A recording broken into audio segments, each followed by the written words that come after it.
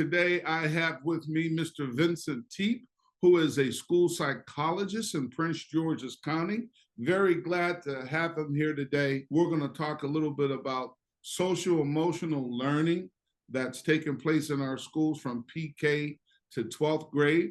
We're also going to hit on mental health because, of course, May is Mental Health Month. We want to talk about some of the things that are going on with our students in our schools.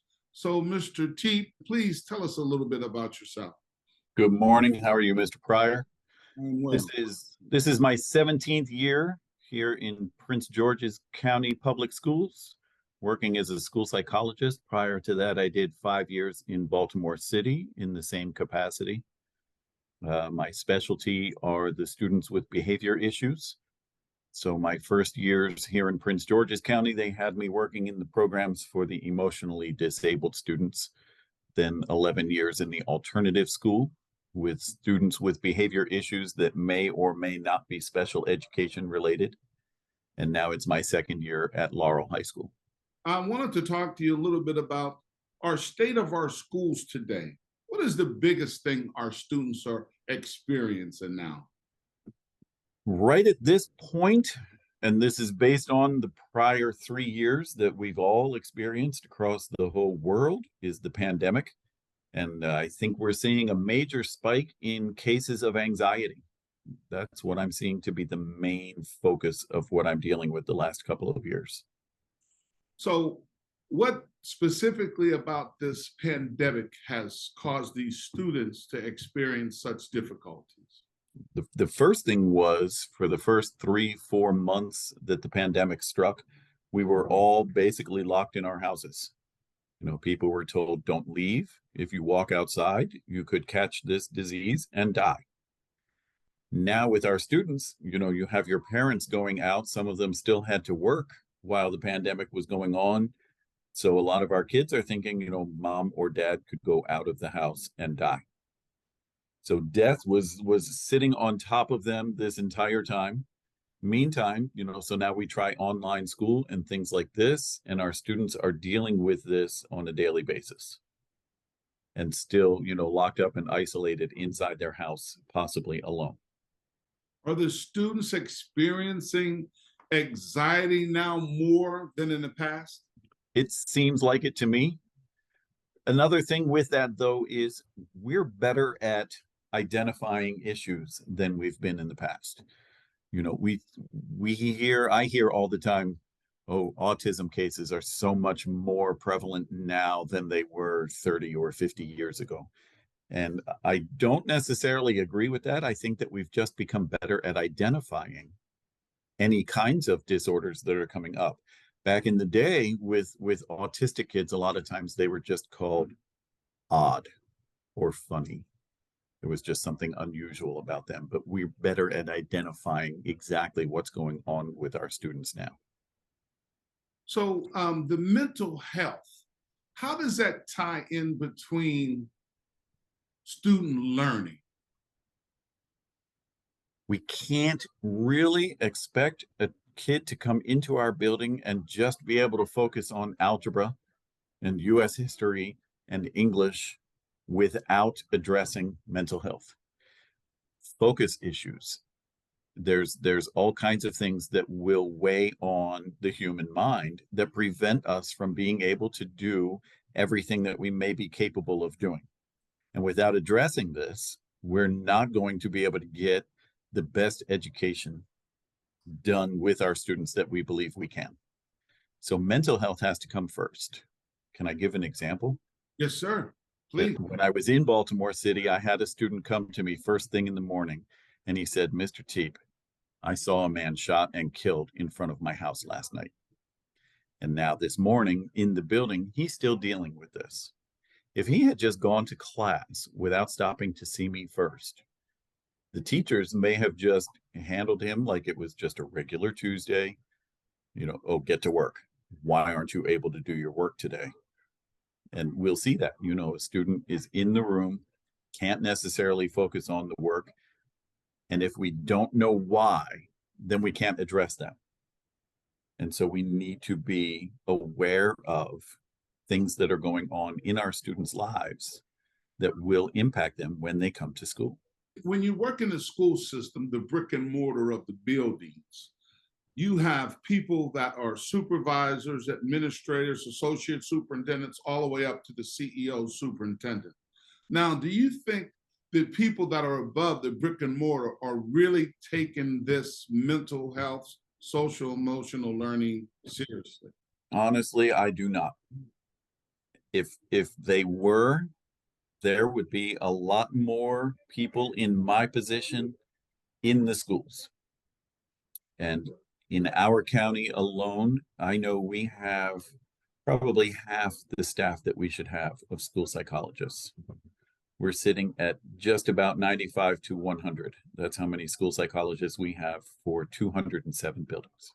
And how many do you think we would need to make the place a safer place, or a place where we deal with students appropriately? Ideally, 207. 207. I would put one in each building. One in each building. So, sir, tell me, as a psychologist, there's a lot of stigmas and taboos about what you do and what students can talk about. Could you share that with me a little bit? We have a lot of these in our society.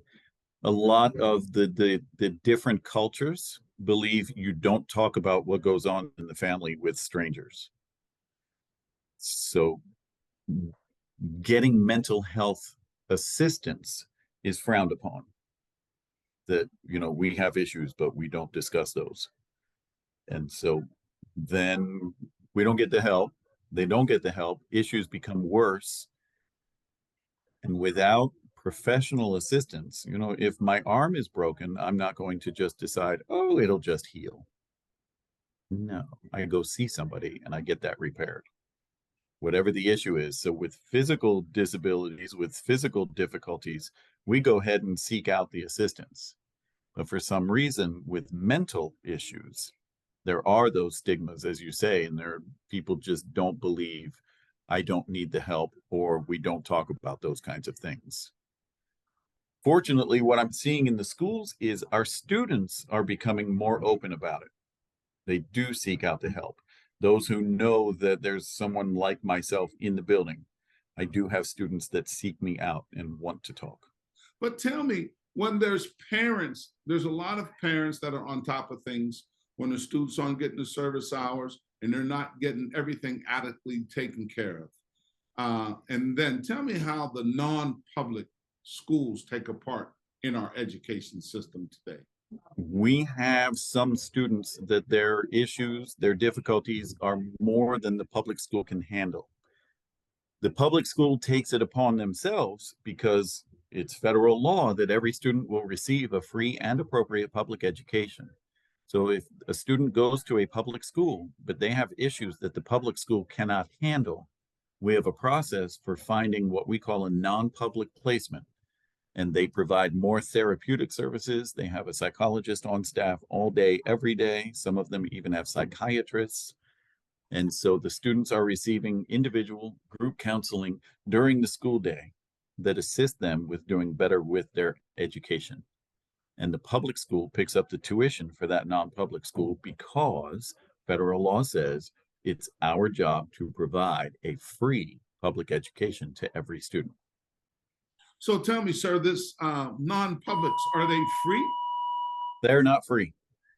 Some of those can be as high as $95,000 to $100,000 a year in tuition, which the public school picks up the bill for those.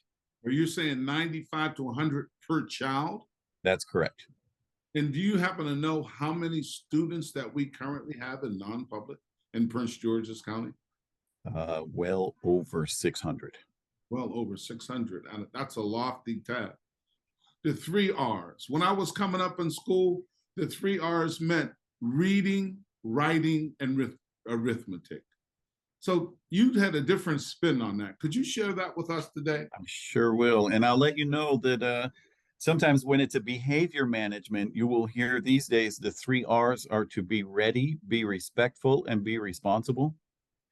But I take that to another level, and this comes from a man who was a mentor with me 30 years ago, working in an alternative school setting.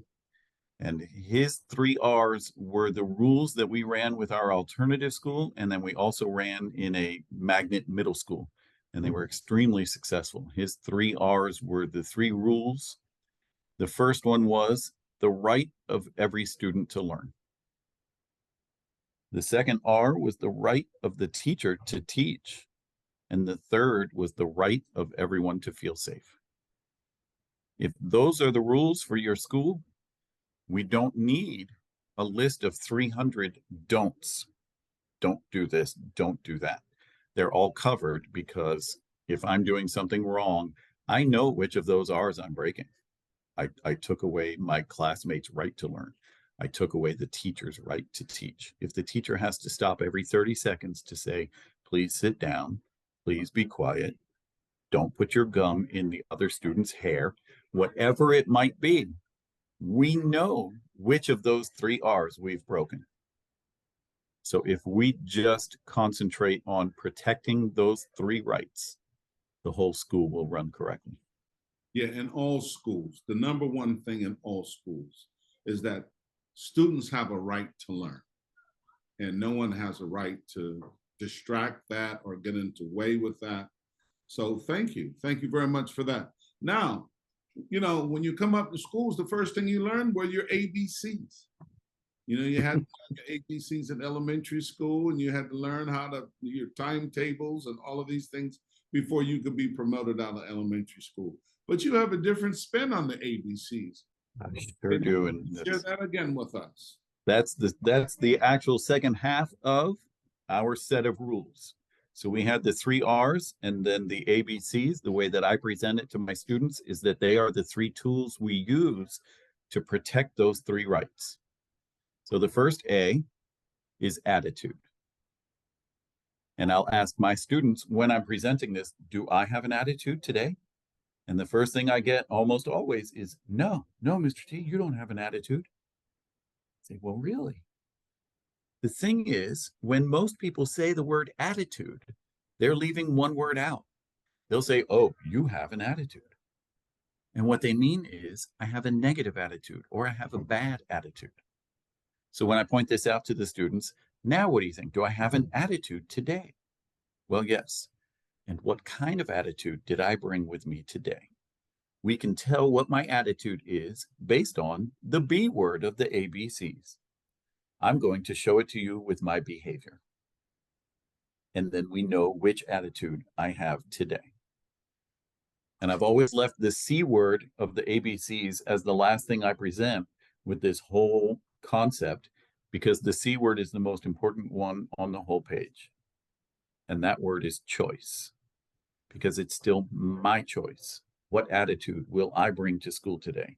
How am I going to show that to my teacher through my behavior? I have the choice, and I need to choose each day. I can have a great day today by bringing a positive attitude to school. We're jumping between social, emotional, mental health because I do feel they are closely related.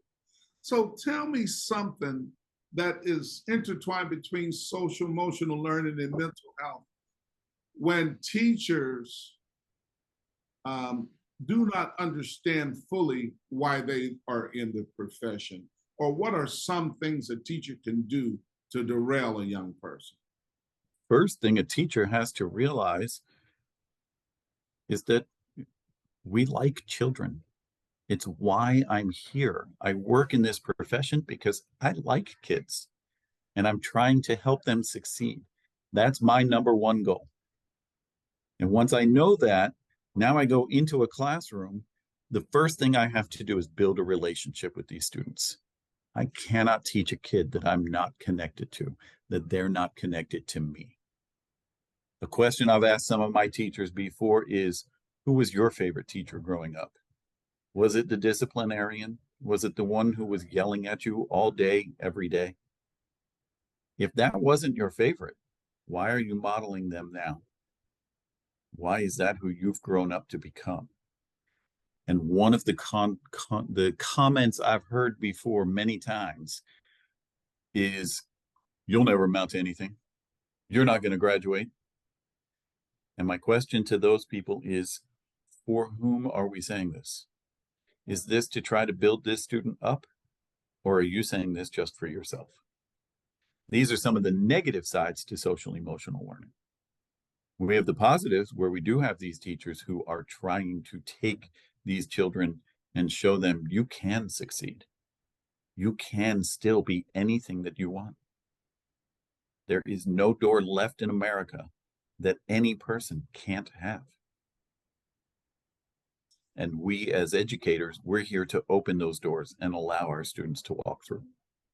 There's bullying going on in schools, not only bullying, but hazing.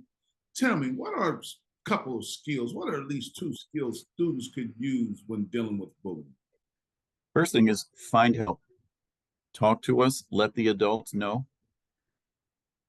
As I stand in front of a group of students just yesterday, I did a mediation yesterday with 9 of our students. I had 2 assistant principals, 3 security guards, our mental health clinician, 2 guidance counselors. Actually, the 10th grade administrator was there too. So I had 3 assistant principals. And one of the things I said to those 9 students, if something starts, if it's starting to affect you, if you're starting to feel frustrated or angry, you can always come to any one of us adults. We're on your side before something happens, even security. Please find security and tell them, I don't feel safe today because I have this going on that makes me feel unsafe. It's making me feel angry. And we're absolutely on your side. When adults need to be not on your side is after an event has already occurred.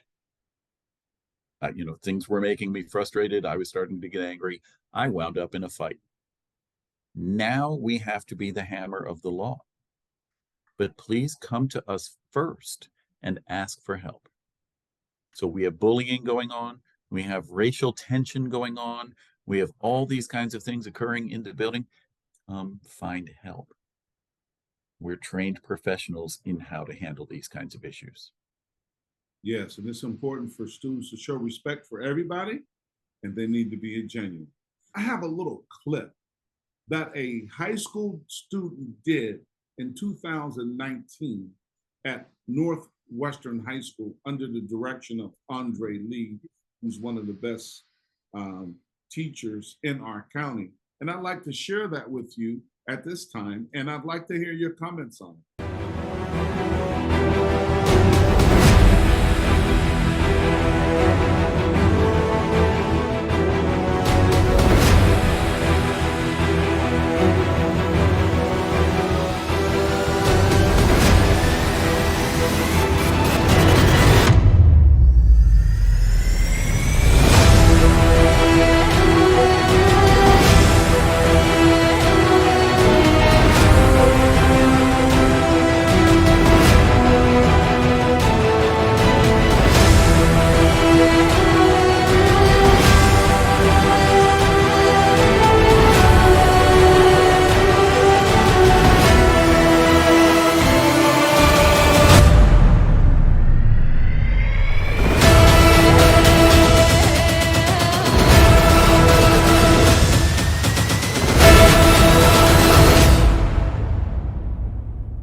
It's extremely powerful. The flash list of mental disorders. We saw 20, 30 different screens flash by with different disorders, and that still doesn't even scratch the surface of everything there is. I saw a quick pause on PTSD, which is one that's near and dear to me. That's post-traumatic stress disorder. And we see that in our schools. And the thing is, a student will just look angry when it's really post-traumatic stress disorder. And what we need to be able to identify is, what was the trauma? Where does the person feel it? What triggers the disorder? So what's going to cause this person to act out based on PTSD? He also had a phrase that he put up there very early that, as I saw it, I thought, what a horrible thing to say. I've never said that to anybody before. And that phrase was, just get over it. You don't just get over anything, really. For several years, I was part of our county crisis team, responding to buildings where a student, a staff person, anybody may have recently died. And we went into the buildings to help everybody understand the grieving process. What are you going to feel? What's acceptable? What's not acceptable? And one of the things I never said was, just get over it. It's not helpful to say. It's not accurate. And it's wonderful that Green, because I know that he put it up there as possibly something he has heard or something he knows people say, and it's just not helpful. Across the country, there is a rise in student drug use, and especially in schools. And I know that in our county, we are experiencing a lot of students using fentanyl, which has been very dangerous. And they're starting to put Narcan and things like that in school. Do you think the increased drug use has anything to do with social emotional learning and the mental health that students are suffering today with? Definitely true. That if I come into a building as a student, if I come into a building already under the influence of a drug, of alcohol, of anything, my mental capacity has been diminished. I have less of an ability to learn. Fentanyl terrifies me because one of the statistics I've heard about fentanyl is that 2 milligrams is a fatal dose of fentanyl. And to put that into perspective, it takes 450,000 milligrams to create 1 pound.